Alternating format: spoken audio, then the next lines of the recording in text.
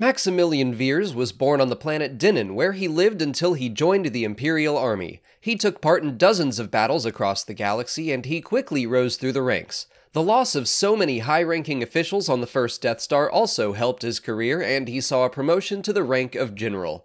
He even seemed to serve as an advisor of sorts to Darth Vader himself, spending time at the Sith Lord's fortress on Mustafar. 3 years after the Battle of Yavin, when the Empire discovered the rebel base on Hoth, Veers led a squadron of AT-AT walkers in destroying its shield generator. His mission was a resounding success, but the rebel snowspeeder flown by Hobby Clivian crashed into his walker, potentially killing the celebrated general. There isn't a lot to say about Veers in the current canon, and yet his character has at least one rabid fan. I was lucky enough to track him down at Star Wars Celebration, so for the rest of this video, please enjoy my talk with VeersWatch as we dig into what makes Veers so great. I'm standing here with someone that I really wanted to meet at Star Wars Celebration, like one of my top celebrities. This is someone that loves General Veers as much as I love Biggs. So I want to talk to VeersWatch. What makes you love Veers so much? What makes him special to you? Oh, it's a few things. Julian Glover, I just love. I mean, you know, Indiana Jones, James Bond, Harry Potter, Game of Thrones. Just seeing him show up, I think it builds affinity for him, you know, as an actor, which then carries forward to Veers.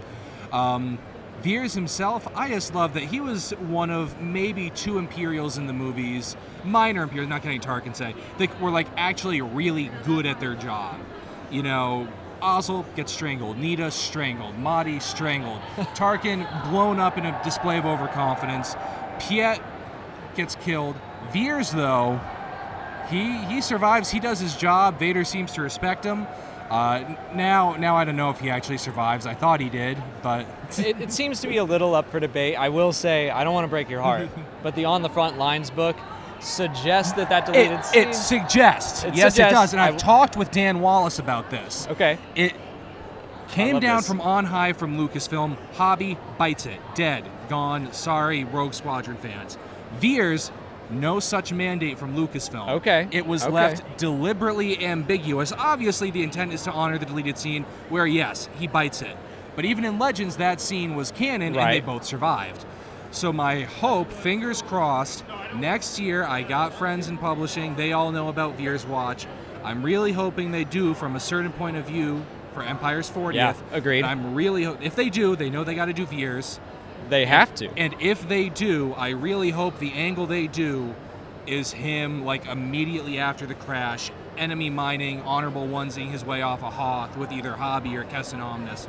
Some rebel pilot just to get him out of there, but explain why he's not with the Empire for all this content. It sounds like you should just be writing from a certain point of view. Well, you know, I might say no. It's a big responsibility to do that sort of thing, and I'm happy to be the ideas man, but someone with a little more technical skill should be the one to take the reins to actually write that out.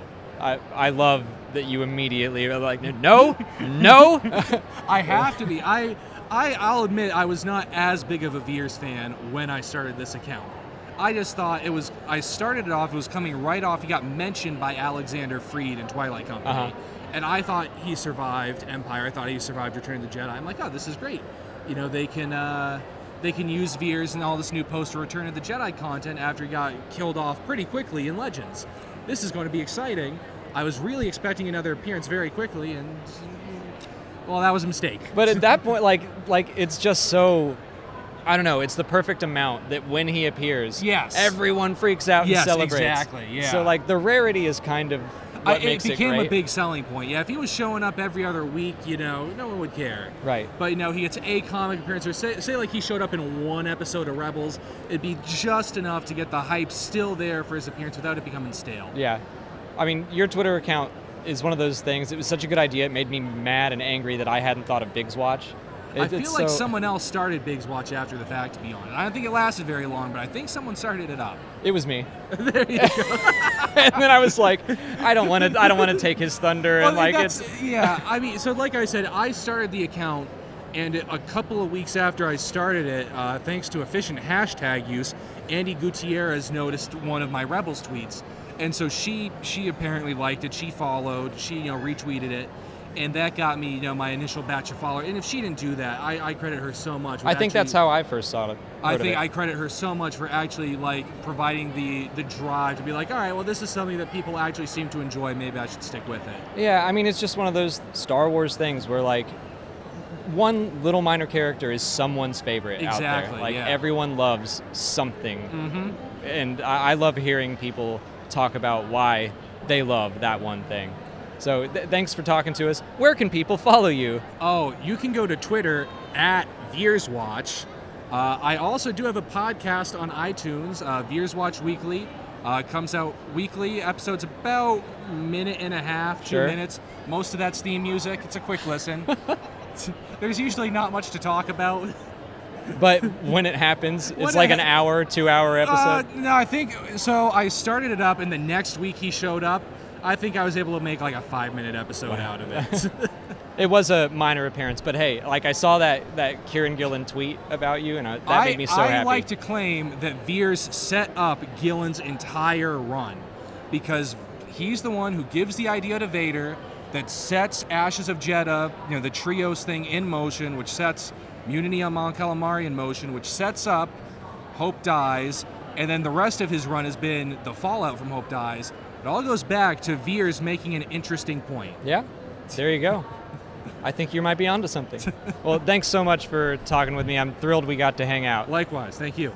Thanks so much to VeersWatch for taking a few moments to talk to me at Celebration. I love hearing about why people love the characters they love, so this could potentially become a new series. Make sure you're following at VeersWatch on Twitter so you can also know when he appears in new Star Wars stories. If you haven't already, please like this video, subscribe to the channel, follow us on Twitter, Instagram, and Facebook, and consider checking out our Patreon page.